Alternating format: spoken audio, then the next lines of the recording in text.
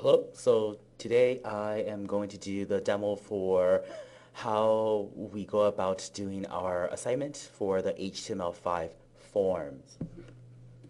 Let me just make this just a tad bit bigger so you guys can see on your end. But like I said in the newsfeed, you are allowed to use any type of text editor you wish to use. In this case, I'll be using Notepad++. You're not limited to Notepad++. You could definitely use brackets or a few other ones that I have seen so far would be Visual Studio Code Features or even, let's see, WebStorm or Atom or Sublime. It's totally up to you. Remember that there are different code editors for using Macs as well. So some of the Mac ones would be like Brackets or Text Wrangler. It's totally up to you. Use whichever one you are most comfortable with. So without further ado, let's get started. In the beginning, we're going to have our doc type. So we're just going to do this. Doc type, and it's going to be HTML. All right, and then right after that, we're going to have our HTML. And then our head. After our head, let's just close our head right away. After our head, let's see, we're going to have our body. And then we're going to close our body right away. And then we're going to close our HTML right away. So if you have forgotten, this is the basic layout of how we are going to have our files look like. So once we have this, we have our doc type, which is our declaration. We have HTML here. We have our head. We have our body. So let's get started. In our head, we're going to have our title. And this is just, I'm going to label this as for my form. And then I'm going to close out the title right away. Don't know if I need all that. Within my head, I'm also going to have my style, because I will be styling my CSS right onto my HTML form. Please remember that on the assignment, you are required to have your CSS be an external CSS, so it's a different file, and then you link it onto your HTML file, which is going to be this one. So there we go. Let me quickly save this. I'm going to go to File. I'm going to Save As. I'm going to put it on my desktop. I'm going to name this My Form. And I'm going to change this down to .html. I'm going to save that, and there you go. Voila, you see that all of my colors have changed. So from here, I am going to go in, and I am also going to have a meta tag in here. So let's just do a quick meta tag. There we go. Let's do meta char set. So this is character set, and this is going to be equal to UTF-8. Close it out right away. So that's basically it for what we have in our head. I'm going to now work in our body. In our body, we are going to create a form, obviously. So let's do form. And let's close out our form right away.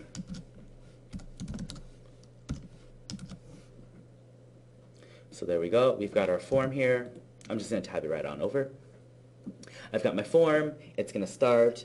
And I am going to say that I want, the first thing I want on my form is going to be a username.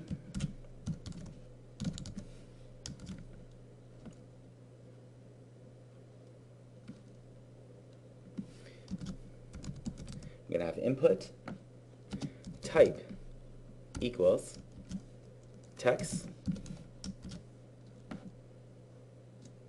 And that's it. So if I save this and I run it, I'm going to run this in Chrome. This is what it looks like. Get that for you guys. There you guys go. So this is what it looks like right now. This is all that I have on here, which is my form, and all I have is an input box for my username. The next thing that I want on here would be, let's do a select. So we're going to go in and we're going to say, select your cookie choice.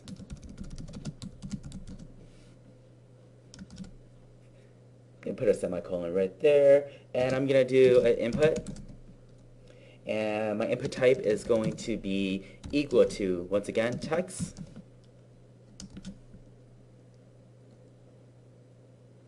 and I'm going to have lists, and that's going to equal cookies. Close that out.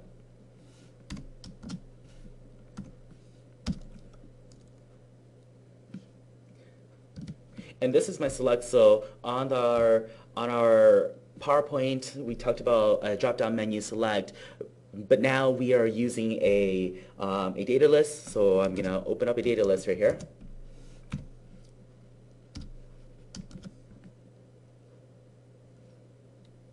And then I'm going to close out my data list right away. And in between my data lists, I'm going to have these options.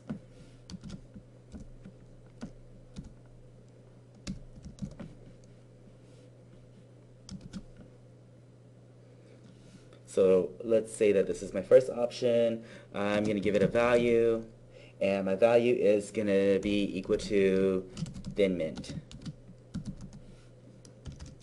I can spell mint, so thin mints. All right. I'm going to have another option here, so let's do option, and this is, I'm going to give this a value of caramel delight. And I'm going to have one last option on here.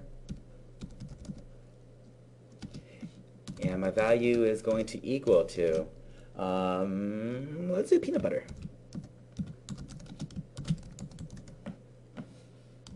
Good enough. Oops.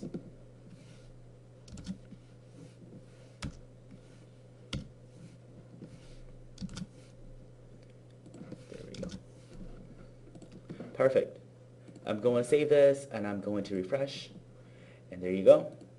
From here, I've got my select right there.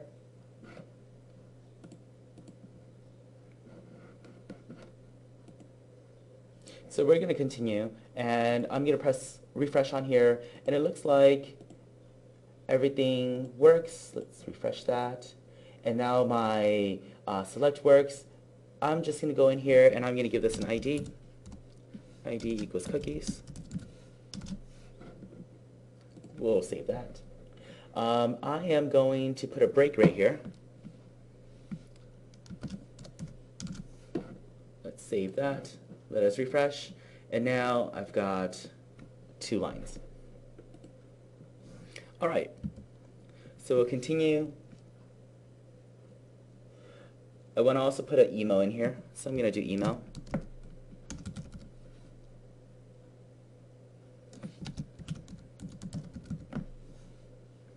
And then I'm going to do input, and my type is going to be equal to email.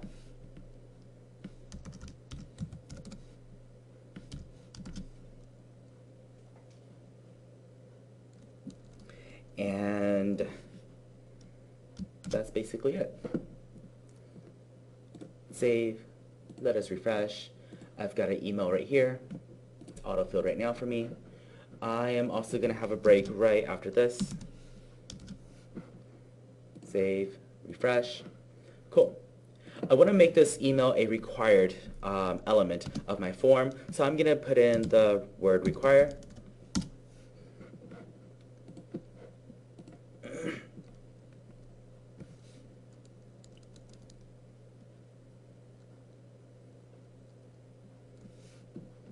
And just to see if my required would actually work, I am going to go in and I am going to have my input, and I'm going to do type equals submit. Let us save. Let us refresh. There we go. So obviously, when I try to submit something, it's not going to allow me to submit unless if I fill in this required email address. So I'm just going to put in a random email address on here, and I'm going to submit, and now it's going to work. Without that email address in there, it will not allow me to submit. So that's what the require element does for us, okay? One important aspect of having forms is to have labels. Label allows us to label an item so that it will increase the accessibility and usability for our users. So in this case, I am going to go in and put in a label for my username. So I'm going to do a label here. And I'm going to have my label, and this is going to have the for attribute, and it's going to be for a username.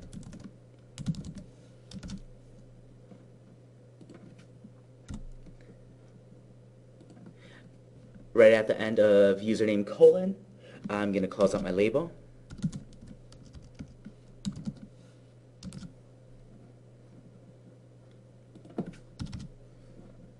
Give it some room so you guys can see what I'm doing. Within here, I'm actually not done yet, because what I need to do is, in addition to my for attribute for my label tag, I'm also required to have a ID. So the associate ID for this will be ID equals, and it's going to equal to username.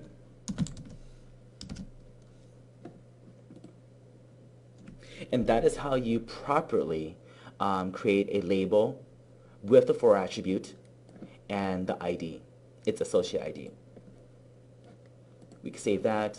When we refresh on this side, nothing changes because obviously we can't see labels, but it works.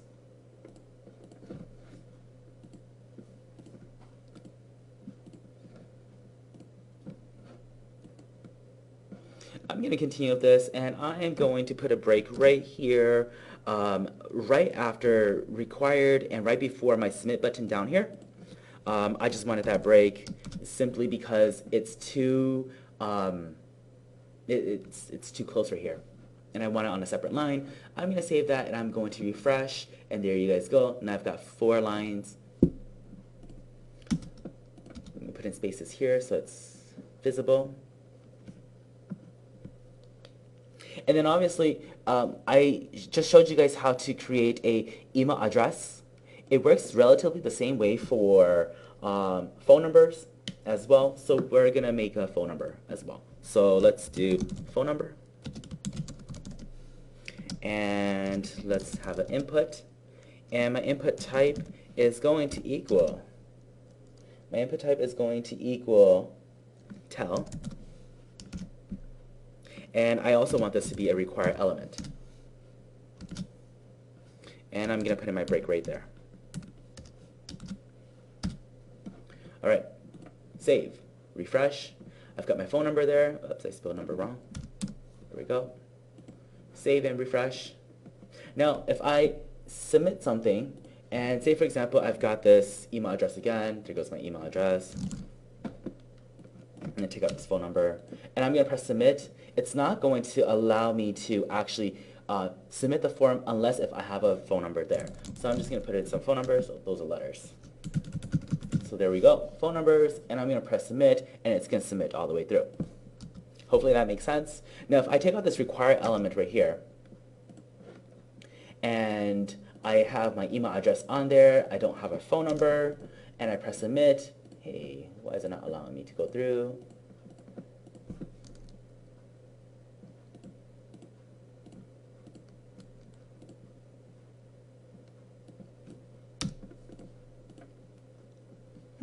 he goes.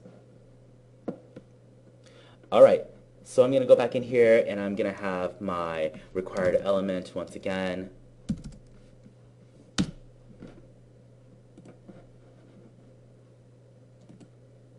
As you can see in my phone number, I can actually have multiple numbers, a lot of numbers, and it will still allow me to submit. Well, obviously, let's put in this email address. There we go. It will allow me to submit. So I'm going to go back into my phone number right after require, and I'm going to say that I only want people to put in 10 digits. So I'm going to go size, and the size is going to equal 10. So they can't input in anything over 10 digits. I am also going to have a placeholder onto here so people actually know how to write in their phone numbers.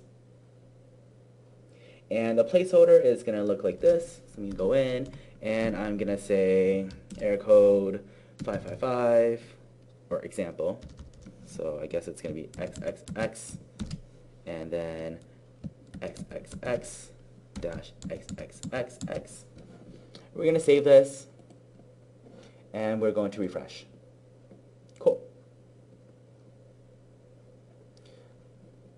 Once I click on this and put in a phone number, all those X's will disappear and I'll have a phone number in the back right here. It's going to allow me to submit, hopefully. There we go. Perfect. You could definitely put in something else, like say for example, 1, 2, 3, 4, 5, 6, 7, 8, 9, and 0. Save and refresh, and there you guys go. Just remember that placeholders are just there for people to see what they should type in or how they should type in their items. Once that's done, we're good to go. I'm going to also label this, so just to show you guys once again how to label. I'm going to put in my label here and I'm going to have my for attribute. It's going to equal to phone number. I'm going to have this all in one word, just like that. Right after my phone number, I am going to close out my label. Alright, so there goes my opening label tag, along with my closing label tag right there, which is right here. And within my input, I'm not quite done yet because I still need to have an associated ID. So the ID is going to be identical to the for attribute. So ID equals phone number. Perfect. And that is how you successfully label something. Let's save, let us refresh. So in addition to having my customers put in their username, their cookie type right here, what kind of cookies they want, their email address, and their phone number, I want to also ask my clients or my users, customers in this case, because they're buying cookies from me, I want to know, let's see, the number of boxes that they will be buying. So I'm going to say select number of boxes. I'm going to put a colon there. And in here, I'm going to have my input. And my type for my input is going to be range.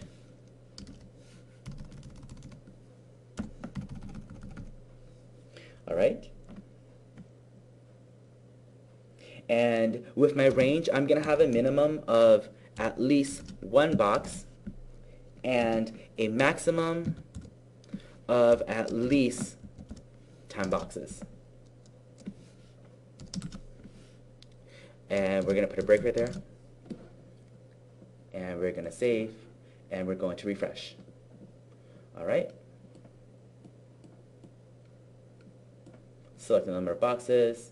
Something is not quite correct on here because I can't see what my numbers are. So let's refresh and let us look at our code to see what's going on. So obviously it looks like I'm missing just a little tab somewhere down here. So we're going to go in and we're going to say that I need a, let's see, my type equals range, my minimum of 1, my maximum of 10. I'm going to give this an ID. So let's say ID equals fader, and I'm going to do this on change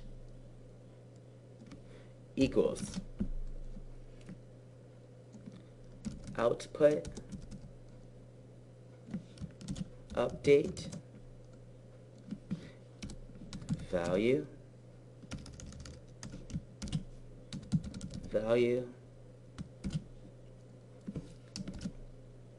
close that out just like that. Let us refresh right over here.